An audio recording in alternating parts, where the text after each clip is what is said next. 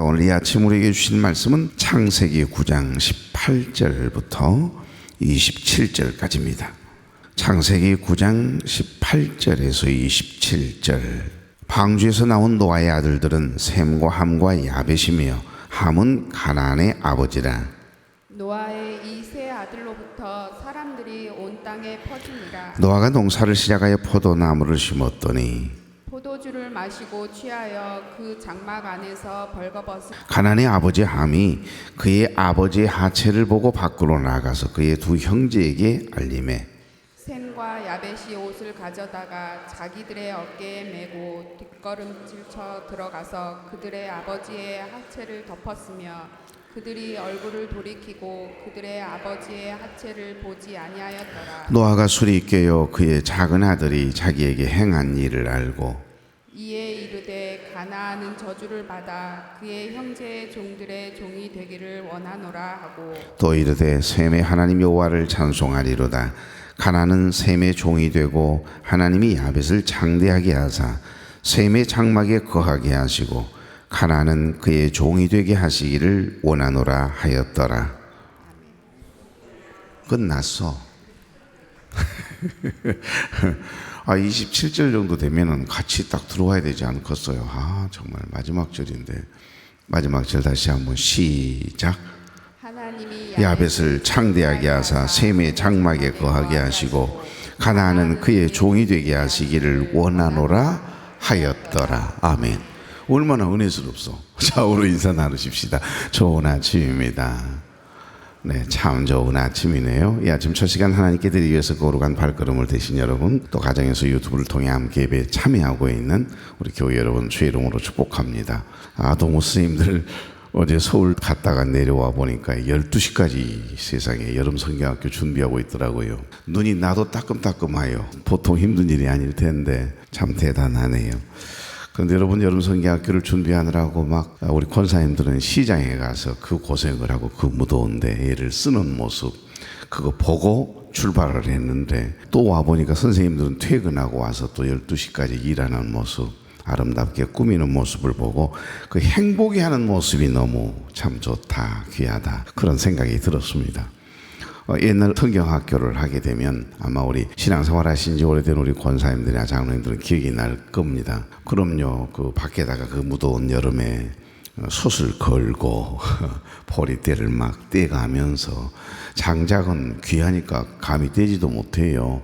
그래 가면서 밥을 해 먹이고 가만히 보니까 오늘 저녁 부흥 집회까지 있었다 보니까 옛날 성경학교를 하게 되면 일주일씩 막 했거든요. 예배 드리고 뭐 새로운 노래 배우고 예배를 드린 다음에는 또 재미있는 동화 시간이 있거든요. 재미있어라 선생님의 말씀. 어쩌면 그렇게도 잘하시나 고맙습니다. 이야기 명심고 잊지 않았다가 다음에 커서 우리도 그렇게 착하게 의롭게 살겠습니다. 그 고백을 딱 해요. 그 동화 한 편 듣고 반드시 그 고백을 해야만이 끝나는 거거든요. 그리고 나서 이제 공과 시간이 있어요. 그러면 공과를 대충 하는 게 아니고요. 1시간씩 공과를 합니다. 그러면 이제 묘뚱이라 그러잖아요. 묘 있는 곳, 그늘 있는 곳으로 판사 선생님이 다 애들을 데리고 이제 막 흩어져요. 그러면 가자 어디로 들로 산으로 가자 들로 산으로 그러면서 가요. 그러니까 다 노래가 있었어요. 그렇게 여름성경학교 하고 나면은 이들이 여름성경 끝났는데도 교회 와. 또 안 하냐고 그렇게 막 물어보고 그랬던 행복한 시절이 어쩌니 가만 떠오르더라고요. 그럼 오늘부터 수고하실 우리 식당 봉사자 우리 권사님들과 판사 선생님들을 위해서 여러분 기도해 주시면 좋겠습니다. 2박 3일 은혜 가운데 진행되도록. 여러분, 우리가 창세기 이제 9장 마지막 말미에 와 있습니다. 이제 다음 주 한 번 더 원래 24절부터 마지막 절까지 한 번 더 묵상하게 되면 이제 9장이 마쳐지게 되겠습니다. 여러분, 창세기 6장부터 이 9장을 가만히 이렇게 묵상해 보시면 인간의 불순종으로 인해서 죄가 들어왔잖아요. 그 죄라고 하는 것이 계속해서 가만히 있는 게 아니에요. 암덩어리가 커지듯이 이 죄가 질적으로 양쪽으로 깊어지고 커지기 시작해요. 그래서 죄악이 온 세계로 퍼져갔음을 보여주는 그런 내용들이 나옵니다. 그래서 하나님께서 저기 6장 5절에서 7절 말씀을 보면 여호와께서 사람의 죄악이 세상에 가득함과 그의 마음으로 생각하는 모든 계획이 항상 악할 뿐임을 보시고, 이전 성경에 보면 죄가 관영했다 그렇게 표현합니다. 관영했다는 말은 꽉 찼다라고 하는 이야기거든요. 세상에 죄가 가득함과 그 다음에 사람들의 생각이 늘 이렇게 계획이 악하고요, 생각이 악해요. 그러니까 땅 위에 사람 지으심을 하나님께서 한탄하사 마음을 근심하시고, 여러분 하나님께서 후회하시고 탄식하시고 그 다음에 뭐라 그래요? 근심하시는 분이실까요? 온전하신 분인데 과거 현재 미래를 다 알고 계시고 우리 인간을 그렇게 지으셨어요. 약한 존재로, 유한한 존재로. 그래서 자유의지, 선택의 의지를 주셔서 자기가 선택하도록, 그리고 자기가 선택한 것에 의해 어려움을 당하기도 하고 행복을 경험하게 하기도 하고. 그래서 여러분이 어떤 생각을 하는 건 여러분 자유입니다. 어떤 계획을 늘 가지고 있느냐, 어떻게 해석하고 어떻게 반응하느냐, 그건 결국 내 몫입니다. 선택의 의지, 자유의지를 우리에게 주셨어요. 우리를 리모컨 가지고요, 잘못된 생각을 하거나 잘못된 길을 행하려고 하면 이놈을 탁 이러면서 돌아서고 그러면 뭔 걱정이겠어요. 우리 인간은 그렇게 창조하지 않으셨어요. 자유의지, 선택의 의지를 우리에게 주셨어요. 내가 선택한 대로 나는 그렇게 살아가는 거예요. 여러분이 자꾸 불행을 연습하고 훈련하면 불행한 삶을 살아갈 수밖에 없습니다. 그런데 아무리 힘들고 어려운 땀을 흘리며 살아야만 하는 고통스러운 나날들이라 해도요, 내 생각이 어떤 생각을 가지고 어떻게 삶을 해석하고 반응하느냐, 내가 행복을 자꾸 이렇게 훈련하며 연습하면요 반드시 행복하게 살아갈 수밖에 없거든요. 어제 행복하게 잘 살다 오셨습니까? 아, 감사하다. 하나님의 은혜였다. 오늘은 더 행복한 날 주실 줄로 믿고 가자. 이러면서 아침에 일어나서 이 새벽 단잠을 깨워야 안 되겠습니까? 그래야 삶이 능력이 있고 복음적인 능력의 삶을 살아가지 않겠냐고요.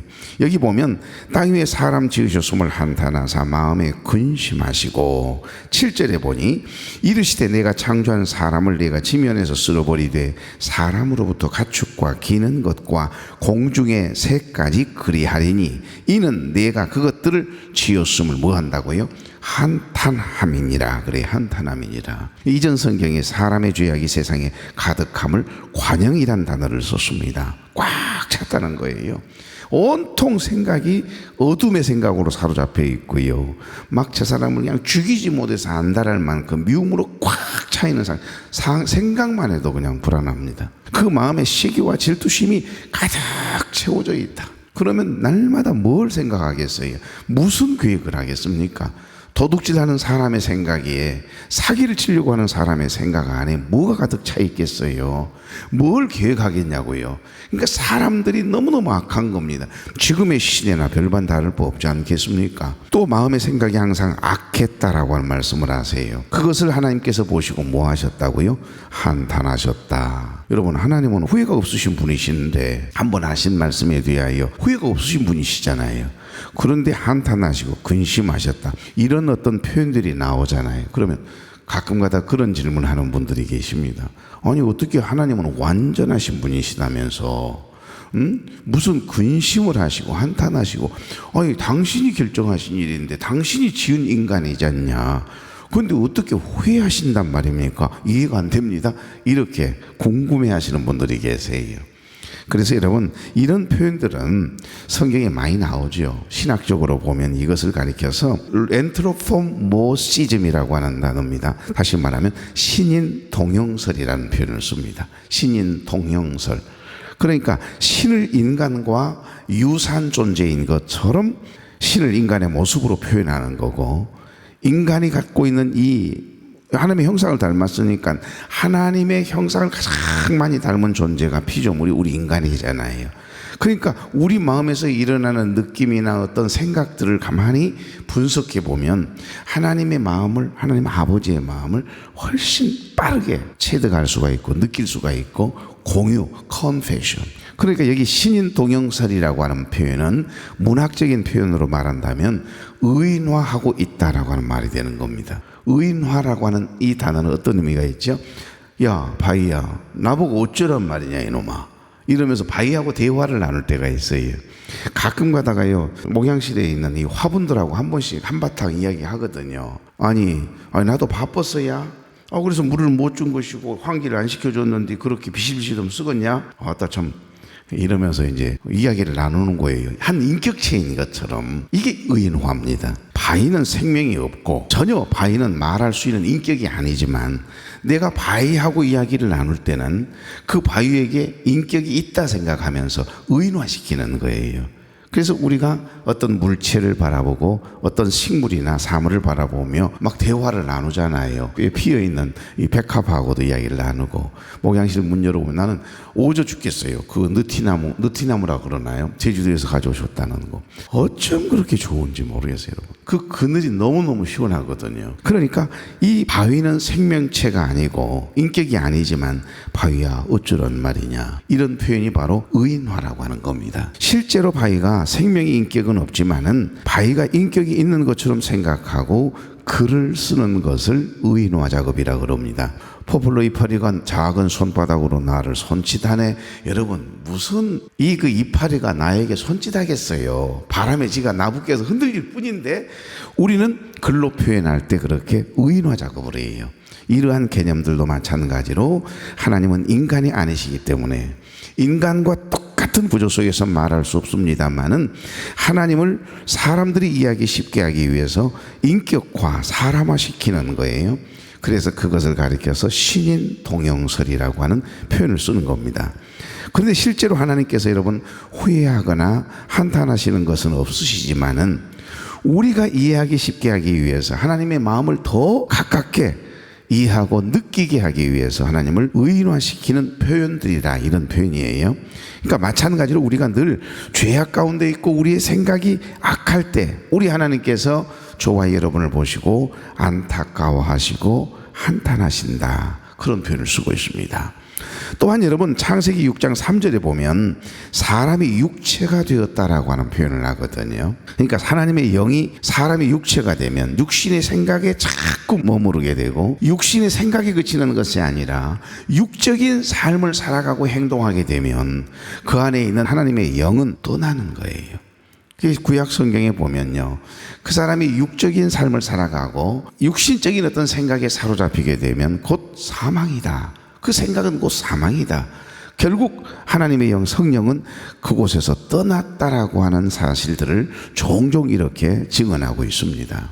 여러분, 그러니까 우리가 사람이 육체가 되었다는 말은 하나님의 영이 그에게서 떠났다라고 하는 그런 의미가 되는 거지요.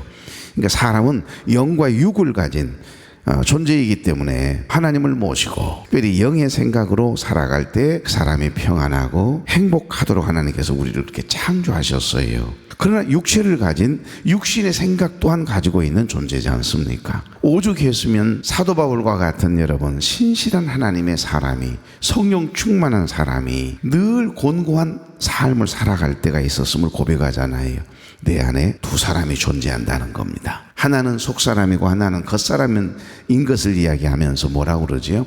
육체의 법을 따르고자 원하는 나와 내 안에 하나님의 법, 성령의 법을 따르고자 원하는, 말씀대로 살아가려고 하는 진짜인 내가 한 번씩 충돌하는 날에는 나가 속 시끄러워 죽겠어야 오라 나는 곤고한 사람이로다. 이 사망의 법에서 나를, 이러면서 고백하잖아요. 그 신실한 고백이에요. 철학적인 고백이기도 하고요. 저와 여러분 안에도요 두 마리의 개가 있다니까요. 어떤 개에게 먹이를 주느냐에, 많이 주느냐에 따라서, 그러니까 여러분 이 두 마리의 내 안에 있는 개는 여러분 어떤 음식을 먹고 자라죠? 생각이라고 하는 음식을 먹고 자라요. 그래서 어떤 생각의 먹이, 양식을 그 개에게 많이 공급하느냐, 어떤 개가 좋아하는 생각을 많이 하느냐에 따라서 그 개가 으쌰 하면서 힘을 내고요 내 안에서 휘집고 돌아다닌다니까요. 이게 육의 생각과 영의 생각의 문제인 것을 이야기합니다. 그런데 사람들은 자꾸 그걸 알면서도 때로는 육적인 일에 관심을 너무 쏟고요 육체의 일을 쫓게 되거든요. 그러다 보면 내 안에 계신 성령을 근심하게 하는 겁니다. 결국 하나님의 신이 떠나게 되면 그 인생은 사울처럼 악한 영이 임하게 되고 좋지 못한 생각이 그의 마음을 확 사로잡는 거, 삶 자체가요 악이요 고통이거든요. 그래서 여러분 에레미야 2장 19절 말씀을 보면 악이 뭐라고 이야기합니까? 하나님을 경외하는 마음이 없는 것, 그리고 그 마음에 하나님 두기를 싫어하는 것, 하나님의 말씀을 듣지 않으려고 하는 것, 그것이 악이요 고통인 줄 알라 그러지 않습니까? 악이 다 다른 게 아니에요. 사람을 찌르고 아프게 하는 것만 죄고 악이 아니라 결국 내 안에 하나님이 원하시는 생각을 하지 못하도록 내가 하나님을 밀어내는 것, 하나님의 말씀을 듣지 않으려고 귀를 막아버리는 것, 이것이 사실 악이고 고통이라는 겁니다. 그래서 사도 바울은 로마서 8장 4절에 6절에 보면 육신을 쫓는 자는 육신의 일을, 영을 쫓는 자는 영의 일을 생각하나니 육신의 생각은 사망이요 영의 생각은 생명과 평안이라고 말씀하세요. 오늘 여러분 순간순간 영적인 생각으로 사로잡혀 있기를 바랍니다. 하나님의 영에 감동되어 성령보다 기도보다 앞서지 않으려고 주님의 생각과 마음을 담는 거룩한 그릇으로 오늘 살아가게 되면 좋은 생각할 거 아니에요. 하나님의 말씀을 다시 되새김질 하면서 영적인 생각을 하게 되고 영적인 일을 하게 되면 우리의 삶 자체가요 행복할 수밖에 없어요. 생명과 평안이라고 말씀하잖아요. 그럼에도 불구하고 육신의 생각을 쫓아 살아가면 결국 구원받은 사람이라 할지라도 예수를 믿는 사람이라 할지라도 사망의 질서가 그를 떠나지 않게 되는 거예요. 그래서 우리가 구원받고 생명의 질서 가운데 살려면 육신을 쫓고 육신을 따라 사는 것, 우리의 욕망대로 살아가고자 하는 그 연약한 육체인 나를 하나님의 말씀으로 그냥 확 사로잡아 놓지 않으면 안 되는 겁니다. 그러니까 영적인 일에 관심을 갖고 영적인 생각하게 되면요 놀랍게도 내 안에 계신 성령이 기뻐하시지 않겠어요? 그러면 성령 충만, 은혜 충만, 그래서 성령의 역동적인 능력을 나타내는 복음적인 삶을 살아가게 되는 겁니다. 오늘 이 하루가 그런 삶이 되길 바랍니다. 그러니까 지금 제가 왜 영적인 생각과 육의 생각을 자꾸 이야기하냐면 여러분 이제 노아의 홍수가 끝났어요. 오늘 말씀의 배경을 가만히 스토리를 보면 그렇습니다. 방주에서 내려왔어요. 하나님께서는 무지개를 통해 다시는 물로 심판하지 않겠다라고 하나님의 또 끝없는 사랑을 그 십자가와 연결시켜서 지금 노아와 노아의 가족들에게 보여주고 약속해 주셨잖아요. 그러니까 구약시대에는 사람이 하나님의 말씀에 불순종하고 자기의 뜻대로 살아가는 육적인 존재가 되었을 때 하나님의 영, 하나님의 신이 그 사람에게서 떠났다라고 하는 사실을 종종 증언하고 있습니다. 그런데 여러분 보십시오. 그렇게 수많은 사람들 가운데 노아와 노아의 가족을 살려놓았잖아요. 그러면 영적이고 좋은 생각만 하고 그 은혜 안에 살아갔으면 좋으련만 벌써 육의 생각이 딱 순간 치고 들어오니 죄성을 가지고 있으니까 그러는 거죠. 우리는 주님 부르시는 그 순간까지요 흙으로 만들어진 이 육신을 가지고 있거든요. 그리고 우리 안에는 하나님의 형상, 그 신을 우리에게 집어넣었기 때문에 하늘에 속한 영이 존재한단 말입니다. 영과 육을 가지고 있는 특별한 존재예요, 우리 인간이. 그래서 영의 생각에 사로잡히느냐 육의 생각에 사로잡히느냐, 저 땅에 자꾸, 땅이 여기가 아니고 여기네 땅에 소망을 두고 사느냐 하늘에 소망을 두고 사느냐, 그 차이가요 굉장히 벌어지는 거예요. 그게 오늘 노아의 세 아들의 모습을 통해 나타나고 있다는 겁니다. 오늘 말씀의 스토리는 이렇습니다. 오늘 본문은 노아 홍수 사건 직후에 노아 가족의 이야기를 담고 있잖아요. 온 세상은 홍수의 심판으로 인해서 다 멸절됐어요. 없어요. 살아있는 생명체는 오로지 방주 안에 들어있었던 생물체만 이렇게 번성하고 번성해서 아름다운 자연을 이루어야 되지 않습니까? 노아의 가족들은 뭐 했겠어요? 방주에서 내려와 열심히 이제 땅을 일구며 땀을 흘리면서 농사를 짓지 않겠어요? 아마 많은 농사를 지었겠지만 노아가 심은 포도나무에 얼마나 탐스러운 열매들이 맺히는지 얼마나 행복했겠습니까? 어느덧 포도를 수확할 때가 돼서 이제 온 가족이 함께 수확을 했을 게고 이 포도송이를 막 익혀가지고 즙을 짰겠지요. 그런데 여러분 그게 이제 발효가 되면 될수록 그게 알코올 농도가 높아지잖아요. 노아는 첫 수확의 기쁨에 도취되가 포도주를 홀짝홀짝 마시다가 말고 이제 몸에 열이 나기 시작하고 하여간 그만 그냥 다 벗어 제끼는 거지요. 열이 나니까 옷을 다 벗고 노아는 그만 깊은 잠에 빠졌습니다. 여러분, 그런데 이 아버지의 추태 부끄러운 모습을 둘째 아들 함이 가장 먼저 이렇게 보게 된 거예요. 여러분, 아무리 아버지라 해도 취해가지고서요 시로라기 하나 걸치지 않고 벌거벗고 있는, 그러고 자고 있는 모습을 보는 것이 여러분 쉽지 않지 않겠어요? 흉측하지요, 아들이라 해도. 그러니까 이 둘째 아들 함이요 그 모습을 보고 너무 창피하고 부끄러운 생각이 들었던지, 아니 좀 어떻게 옷을 입혀드리든지, 아니면 아버지 이러시면 안 됩니다, 뭐 그런다거나 그러면 될 텐데, 이 둘째 아들 그냥 그걸 보고는 그냥 기분이 나쁘든지 문을 팍 닫고는 막 뛰어가 가지고선 형하고 동생하고 있는 데 가 가지고서 막 세상에 며느리들도 있잖아요. 형수도 있고 재수 씨도 있고 그러는데 거기에서 그냥 아버지가 그만 옷을 다 벗어 제끼고 와 막 흉측한 모습으로 널브러져 있어. 그러면서 막 까발리거든요. 형, 아버지 왜 저러시는 거야? 가봐. 창피해서 죽겠네. 지금 여러분 술에 취해서 벌거벗은 채로 주무시고 계셔. 아들 함은 경솔하게 아버지의 허물을 온 가족들에게 이제 들추어내거든요. 그런데 여러분, 그 이야기를 듣자마자 장남이었던 셈하고 셋째였던 여러분 야벳이 막 급한 마음을 가지고 뛰어가잖아요. 그런데 참 형은 형이에요. 장남은요. 가자마자 보니까 딱 한번 문을 열어보니까 이건 뭐 옷을 벗고 잠을 주무시면서 그냥 좀 취기가 올라왔던지 인사불성이에요. 그래가지고서 헛소리를 해가면서 옷을 다 벗어 지금 나체로 그러고 계시는 아버지의 모습을 더 이상 볼 수가 없으니까 옷가지를 제껴들고 뒷걸음질을 해가지고서 아버지를 덮는 그런 모습이 성경에 아주 자세히 기록이 되어 있습니다. 이것은 육적인 생각을 가지고 있는 함과 영적인 생각을 가지고 있는 셈과 야벳의 행동하는 것, 해석하는 것, 바라보는 것, 반응하는 것이 완전히 다르다라고 하는 것을 이 성경을 통해 우리에게 깨닫게 하십니다. 몇 해 전이에요. CBS 방송국의 한 아내가 우리 남편 좀 말려주세요 하면서 제보를 올렸어요. 집에만 우리 남편 들으면 다 옷을 벗어 제낍니다. 우리 남편 고발합니다. 이러면서 옷을 다 벗어 제끼는 거예요. 이상하게 집만 오면은 아니 아내도 있잖아요. 자식들도 있는데 왜 그렇게 벌거벗었는지 모르겠어요. 이제 그러면 안 되죠. 그러나 우리 노아는, 우리 노아라니요. 노아 할아버지는 사실은 포도즙을 조금씩 이렇게 먹다가만 취해가지고서 그 치부가 드러난 거죠. 추태를 부린 거죠. 허물을 실수할 수도 있는 거 아니겠어요? 그런데 여러분, 아버지의 실수를, 아버지의 추태 부리는 모습을 봤을 때 우리가 어떻게 해석하고 반응하느냐가요 중요함을 우리에게 말씀하십니다. 결국 함은 어떻게 육의 생각을 가지고 아버지를 바라보고 반응하잖아요. 막 까발리고 돌아다니거든요. 들추어내요. 아버지의 허물을, 치부를 드러내요.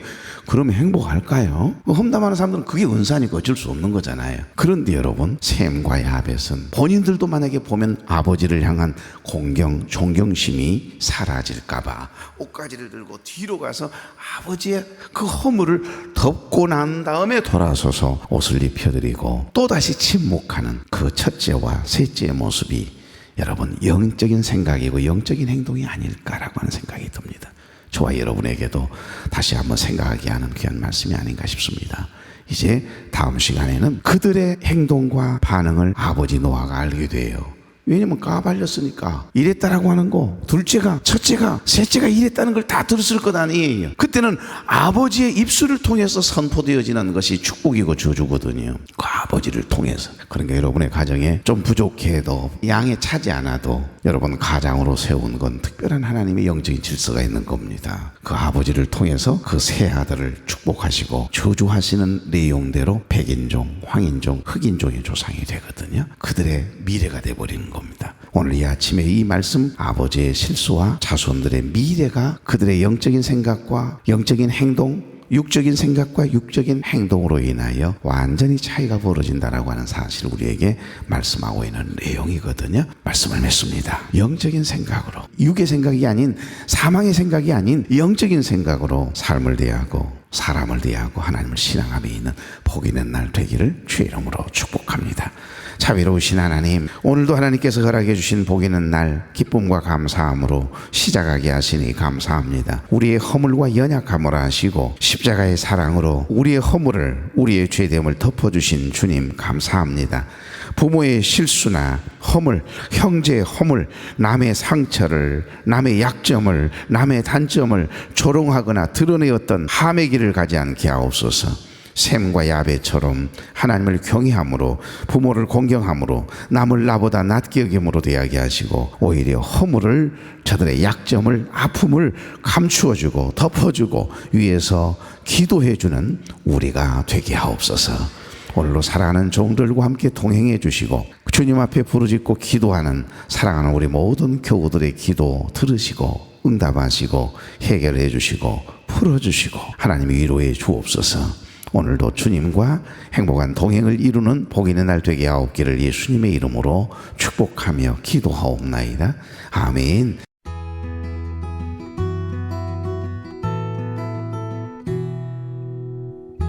사랑하는 것만큼 알게 돼 나눠주는 것만큼 얻게 되리. 이것이 아버지 마음, 아들 주신 마음. 가난한 이 복을 얻게 되리. 온유한 자 땅을 얻으리라. 이것이 예수님 마음, 자신 주신 마음.